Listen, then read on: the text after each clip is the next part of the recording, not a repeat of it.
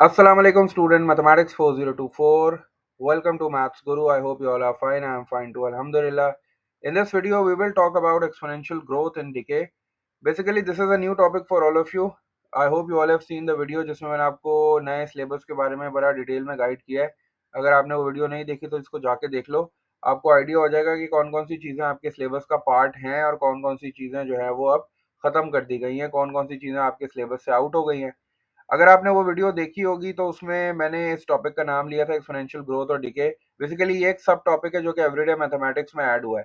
Everyday mathematics में जैसे तुम लोग को आइडिया है कि परसेंटेजेस होती हैं, टैक्स कमीशन होता है और परसेंटेज डिस्काउंट वगैरह है, इसी तरह टाइम प्रॉब्लम्स हैं, मनी प्रॉब्लम्स हैं और उसमें जो है वो इंस्टॉलमेंट वाले क्वेश्चंस भी आते हैं, कंपाउंड इंटरेस्ट और सिंपल इंटरेस्ट भी है.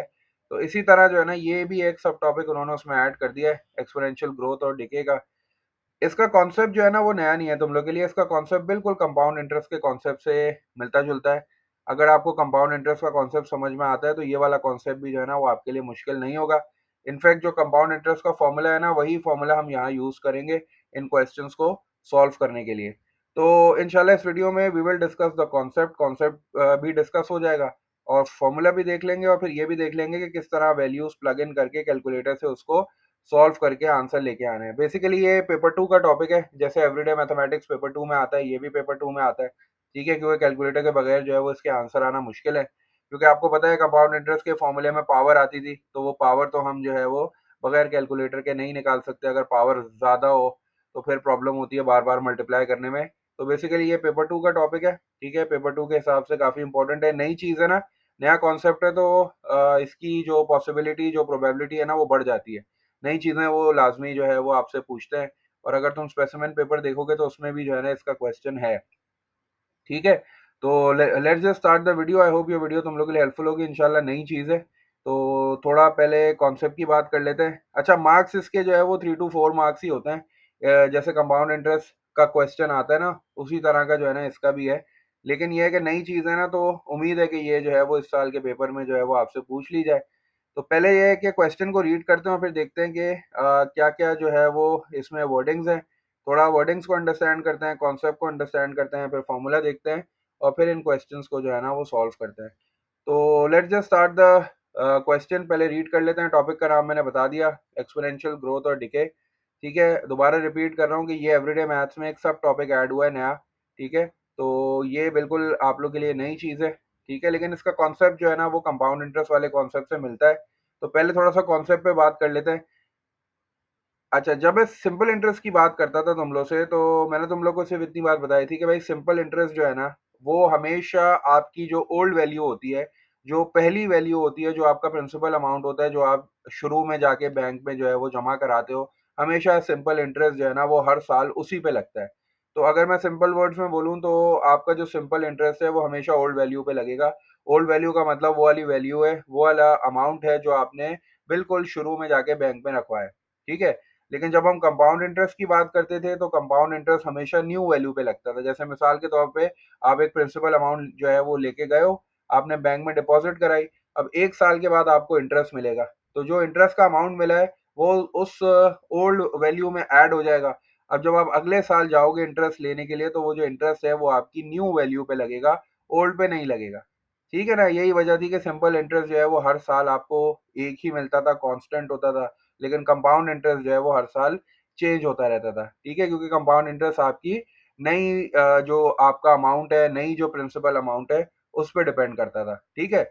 अच्छा, अब ये जो एक्सपोनेंशियल ग्रोथ और डीके है ना ये भी बेसिकली यही चीज है कि ये भी न्यू वैल्यू पे डिपेंड करता है. ठीक है, ये ओल्ड वैल्यू को नहीं देखता. इसमें भी जो रेट होता है ना वो नई वाली वैल्यू पे ही लगता है. अब इसमें दो चीजें हैं, एक है एक्सपोनेंशियल ग्रोथ. ठीक है, ग्रोथ का मतलब है कि भाई जो है वो आपकी चीज बढ़ रही है और एक्सपोनेंशियल डिके हो गया अगर तो उसका मतलब है कि आपकी जो चीज़ है वो कम हो रही है. ठीक है, तो हमारे पास जो है वो इस वक्त दो क्वेश्चंस हैं. एक में जो है वो वैल्यू डिक्रीज हो रही है और एक में जो है ना वो ग्रो कर रही है. तो हमारे पास जो है वो दोनों तरह के क्वेश्चंस आपके सामने आ गए. तो अब इसका जो फॉर्मूला है ना बेसिकली वो जो फॉर्मूला है आपके पास दो चीज़ है ना, ग्रोथ भी है और डिके भी है. फॉर्मूले में से प्लस माइनस का फर्क है और कोई ज़्यादा फर्क नहीं है. और इसका फॉर्मूला बिल्कुल कंपाउंड इंटरेस्ट वाला ही फॉर्मूला है. तो कॉन्सेप्ट जो है वो बिल्कुल कंपाउंड इंटरेस्ट का ही है. मतलब आपके पास जो जो डिक्रीज है या जो डीके है या जो ग्रोथ का रेट है वो नई वाली वैल्यू पे लगेगा, पुरानी वैल्यू को ये नहीं देखेगा। सही है।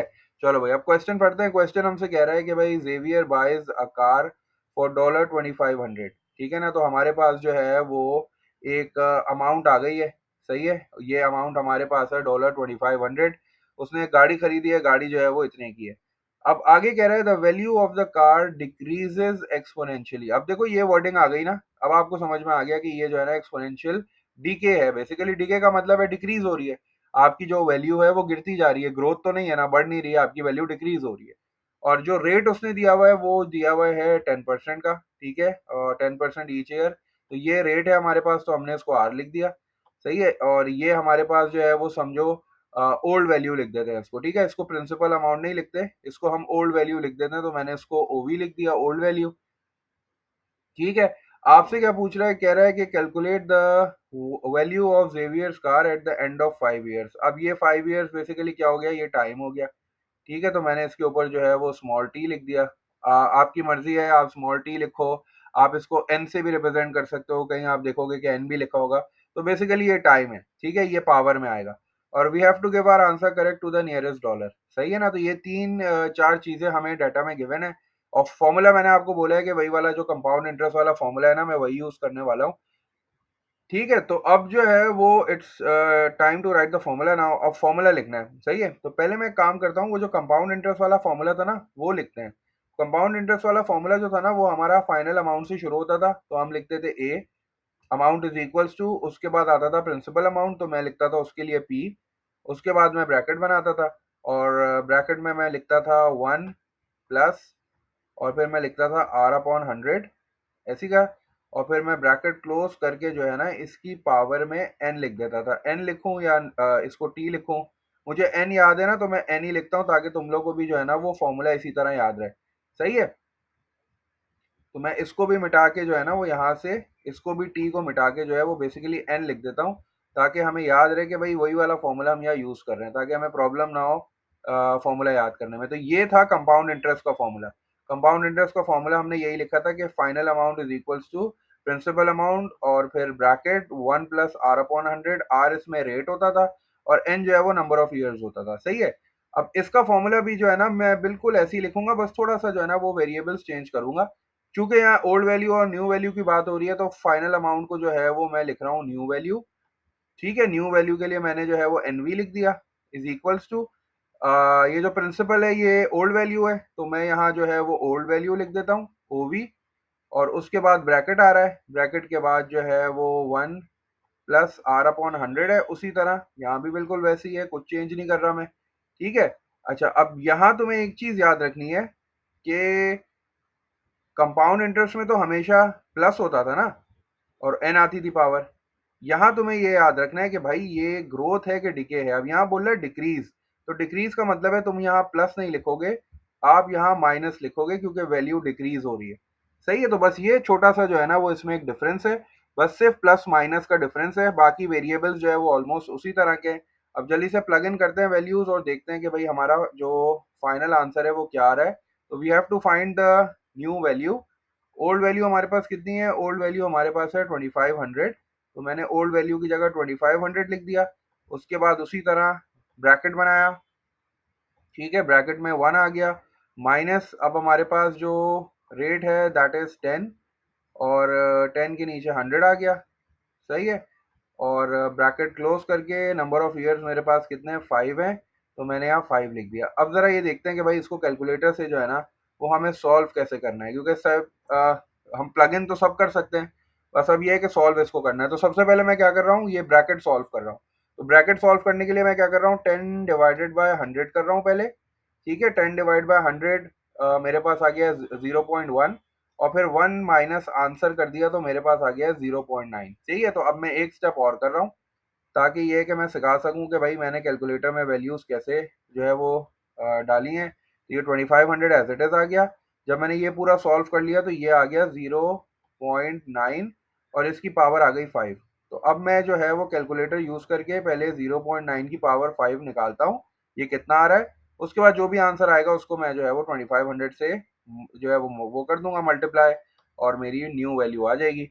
तो 0.9 की पावर 5। अब ये देखना है कि कैलकुलेटर से जो है ना इसका आंसर कैसे आ रहा है। सही है।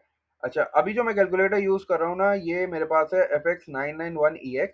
इसमें अगर तुम देखोगे तुम्हारे पास जो सेकंड रॉ है, सेकंड रॉ में आपके पास जो पहला बटन जो है वो फ्रैक्शंस वाला है, ठीक है। उसके बाद जो है वो स्क्वायर रूट वाला है, फिर स्क्वायर एक्स स्क्वायर लिखा हुआ है, सही है। उसके बाद वाला जो बटन है ना उस पे लिखा हुआ है एक्स और उसकी पावर में ना स्क्वायर बना हुआ है। तो मैं क्या कर रहा हूँ, इसको प्रेस कर रहा हूँ। जब मैं इसको प्रेस करूंगा ना तो मेरे पास दो बॉक्सेस बने हुए आ गए।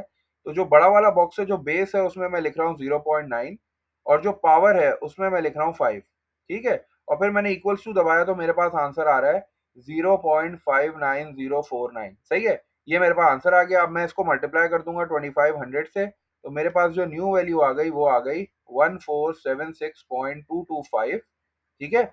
और चूंकि इसने मुझे बोला है कि you have to give your answer correct to the nearest dollar, तो ये जो 1476.225 है इसको मैं राउंड ऑफ कर दूंगा, तो मेरा जो फाइनल आंसर आ जाएगा दैट विल बी इक्वल। तो मैं जब राउंड ऑफ कर दूंगा तो ये 0.225 जो है ये हट जाएगा, और चूंकि मुझे नियरेस्ट डॉलर पे करना है तो मेरा जो फाइनल आंसर आ जाएगा, जो न्यू वैल्यू आ जाएगी, that will be equals to $1476, ठीक है। तो ये जो है वो मेरा फाइनल आंसर है, and that is correct to the nearest dollar. इसमें मैंने सारे डेसिमल प्लेसेस हटा दिए हैं। तो दैट वाज द आंसर। ये था तरीका किस तरह तुमने जो है वो ये नई वाली वैल्यू फाइंड आउट की है बाय यूजिंग कैलकुलेटर। ये कंपाउंड इंटरेस्ट का फॉर्मूला था जो मैंने सिर्फ यहाँ इसलिए लिखा है ताकि तुम्हें रिलेट करा सकूं। देखो दोनों फॉर्मूले ऑलमोस्ट जो है ना वो बिल्कुल सेम है, ठीक है। बस यहाँ तुम्हें याद रखना है कि अगर ग्रोथ है तो तुम ऐड करोगे, अगर तुम्हारी वैल्यू गिर रही है, मतलब डिक्रीज है या डीके है, तो आप जो है वो सब्ट्रैक्ट कर दोगे, बस, और कोई डिफरेंस नहीं है। तो जल्दी से नेक्स्ट क्वेश्चन को भी देख लेते हैं। नेक्स्ट वाले क्वेश्चन में भी बिल्कुल यही वाला फॉर्मूला है, लेकिन थोड़ा सा जो है ना वहाँ मेथड डिफरेंट है, तो उसको भी डिस्कस कर लेते हैं। क्वेश्चन कह रहा है the population of a city is growing exponentially. अच्छा, अब ग्रोइंग है, ठीक है ना, वहाँ तो वैल्यू डिक्रीज हो रही थी, इधर वो कह रहा है कि भाई आपकी जो वैल्यू है ना वो ग्रो कर रही है एक्सपोनेंशियली, और उसने हमें रेट दे दिया है 1.8% पर ईयर। तो ये हमारा रेट हो गया, इसको हमने लिख दिया आर, सही है। और द पॉपुलेशन नाउ इज 260,000, ये उसने पॉपुलेशन दे दी है, मतलब ये वो वाली नहीं है, ये पॉपुलेशन ये समझो ओल्ड, ये ओल्ड वैल्यू हो गई हमारी। ये पॉपुलेशन जो है वो इस वक्त 260,000 है हमारे पास, और उसने बोला है कि ये बढ़ रही है at a rate of 1.8% per year.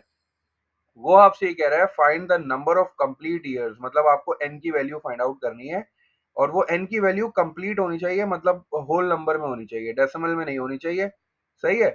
Find the number of complete years from now, ठीक है, when the population will be more than 300,000। तो अभी 260,000 है, और वो हमसे पूछ रहा है बताओ कितने सालों में इसकी पॉपुलेशन जो है वो 300,000 से बढ़ जाएगी, मतलब हमें एन की वैल्यू जो है ना वो बेसिकली फाइंड आउट करनी है।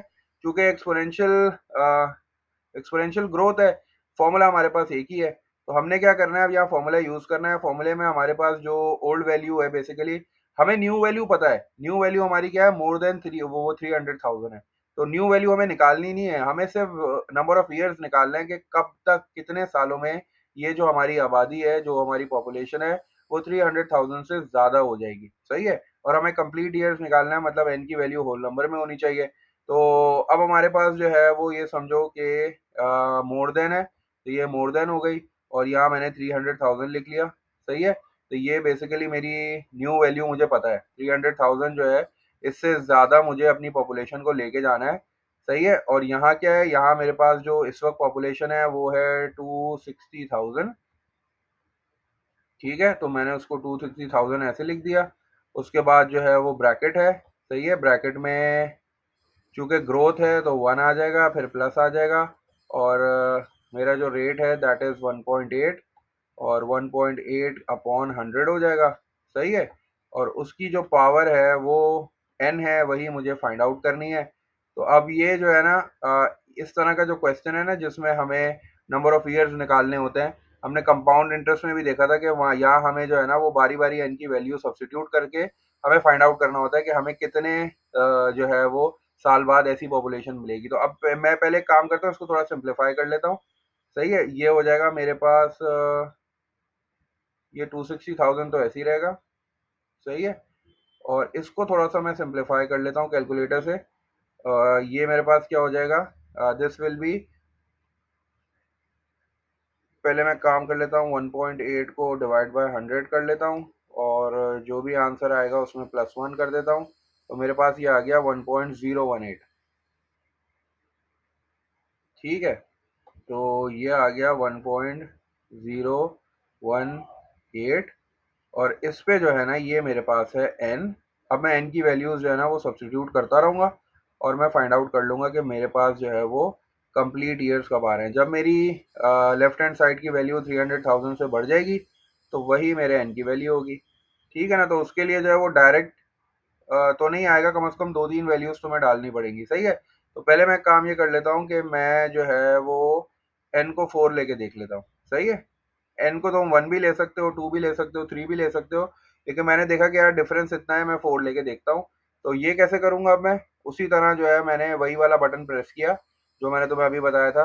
ठीक है, जो कि एक्स लिखा है उसके ऊपर स्क्वायर बना हुआ है, तो मैंने वही बटन प्रेस किया, 1.018 लिखा। ठीक है, और उसकी पावर अब मैं क्या देना चाह रहा हूँ, 4। फिर मैंने इक्वल्स टू दबाया, तो मेरे पास आंसर आ रहा है 1.0739। उसको मैं मल्टीप्लाई कर दूंगा 260,000 से। सही है, तो मेरे पास जो आंसर आ रहा है वो आ रहा है 279। अच्छा, तो ये जो मेरे पास वैल्यू आ रही है ना, मैं इसको लिख देता हूँ इधर ना। ये जो n=4 में जो मैंने वैल्यू डाली है इस वक्त, ये मेरे पास आ रही है 279, मतलब ये समझो टू ये 279,000 और 231 आ रही है। सही है, तो अभी ये जो है वो 300,000 से बड़ी नहीं है। सही है ना, तो ये बड़ी नहीं है अभी वैल्यू, तो मैं एक काम करता हूँ, मैं जो है वो अब n की वैल्यू 8 लेके देखता हूँ। ठीक है ना, क्योंकि अभी देखो अभी तो तब थोड़ा सा डिफरेंस बढ़ा है ना सिर्फ, तो अब मैं 8 लेके देखता हूँ कि 8 से क्या फर्क पड़ रहा है इस पे। तो मैं क्या करूँगा, वही मैंने जो अपना ऊपर वो बनाया हुआ है मैंने वही वाला बटन प्रेस किया जिसपे x की पावर स्क्वायर लगी हुई है। ठीक है, उसको मैंने जो है वो प्रेस किया, फिर मैंने अंदर लिखा 1.018, और अब मैं पावर जो है वो 4 नहीं दे रहा, अब मैं पावर 8 दे रहा हूँ। मैंने इक्वल्स टू प्रेस किया तो 1.153 आ रहा है। इस पे मैं मल्टीप्लाई कर देता हूँ इसको 260,000 से, तो मेरे पास जो आंसर आ रहा है वो आ रहा है 299,885। ठीक है, 299,885 आ रहा है। इसका मतलब है कि मैं बहुत करीब पहुंच गया हूँ, लेकिन अभी भी मोर देन 300,000 नहीं हुआ। तो 299 मतलब 299,885 हुई है। ठीक है, तो मैं ये वाली वैल्यू नहीं ले सकता क्योंकि अभी मेरी पॉपुलेशन जो है वो मोर देन 300,000 नहीं हुई है। ठीक है, 885 है और 0.6 है। तो अब जो है मैं क्या करूंगा, n की वैल्यू 9 ले लेता हूँ, तो डेफिनेटली वही मेरा आंसर होगा। सही है, क्योंकि अगली वैल्यू पे जो है मेरी वैल्यू 300,000 से बढ़ जाएगी, तो मैं फिर भी वैल्यू निकाल लेता हूँ। उसी तरह करता हूँ बिल्कुल, वही वाला बटन प्रेस किया मैंने, 1.018 डाला, उस पर पावर मैंने डाली 9, इक्वल्स टू दबाया, तो ये आ गया 1.174 मल्टीप्लाई बाय 260,000 कर दिया मैंने, तो मेरा जो आंसर आ गया वो आ गया 305,283। ठीक है ना, तो 305 और 283 आ गया। तो ये ही मेथड है, क्योंकि मैं n को जो है वो वहाँ सिंप्लीफाई नहीं कर सकता ले जाके, तो 305,283 पॉइंट जो है वो 5 आ रहा है अगेन। अब मेरी जो पॉपुलेशन है वो 300,000 से बढ़ गई है, तो इसका मतलब है कि मेरे पास जो कंप्लीट ईयर्स आ रहे हैं वो 9 आ रहे हैं, तो यही इसका आंसर है। ठीक है, और यही इसका मेथड है। इसी तरह जो है वो तुम्हें 3 से 4 वैल्यूज लेनी पड़ती हैं, अंदाजे से ले लिया करो। जैसे मैंने अंदाजे से ली, पहले मैंने 4 ले लिया, तुम यहाँ 1 भी ले सकते थे, 2 भी ले सकते थे, 3 भी ले सकते थे, लेकिन मैंने देखा कि यार 260,000 में और 300,000 में डिफरेंस है, तो पहले मैंने 4 लेके देख लिया, फिर मैंने देखा यार ये तो थोड़ा सा बड़ा है, फिर मैंने उसको डबल कर लिया, और फिर जब डबल किया तो मैं ऑलमोस्ट जो है वो अपने करेक्ट आंसर के पास पहुंच गया। तो that was all about exponential growth और डिके। देखो यहाँ मैंने प्लस लिया है क्योंकि यहाँ पॉपुलेशन ग्रो हो रही थी, और यहाँ मैंने माइनस लिया है क्योंकि यहाँ वैल्यू मेरी डिक्रीज हो रही थी। दोनों का फॉर्मूला सेम है, कंपाउंड इंटरेस्ट का और एक्सपोनेंशियल ग्रोथ और डिके का, बस प्लस माइनस का डिफरेंस है। और हमने ये भी देख लिया कि कैलकुलेटर से इसको जो है वो सॉल्व कैसे करना है। तो आई होप ये वीडियो तुम लोग के लिए हेल्पफुल होगी। इंशाल्लाह एक वीडियो और बनाऊंगा इस टॉपिक पे, दो तीन क्वेश्चंस और हैं मेरे पास, तो मैं इंशाल्लाह उनका सोल्यूशन भी तुम लोग के साथ डिस्कस कर लूंगा। फॉर्मूला बिल्कुल वैसे ही है, याद करना पड़ेगा क्योंकि ये फॉर्मूला शीट में नहीं होगा। तो आई होप ये वीडियो तुम लोग के लिए हेल्पफुल होगी। इंशाल्लाह फिर भी अगर कोई चीज़ नहीं समझ में आई तो यूज़ द कमेंट बॉक्स, इंशाल्लाह मैं रिस्पॉन्ड करके तुम्हारी क्वेरीज को ज़रूर क्लियर करूंगा। अंटिल देन टेक केयर, अल्लाह हाफिज़।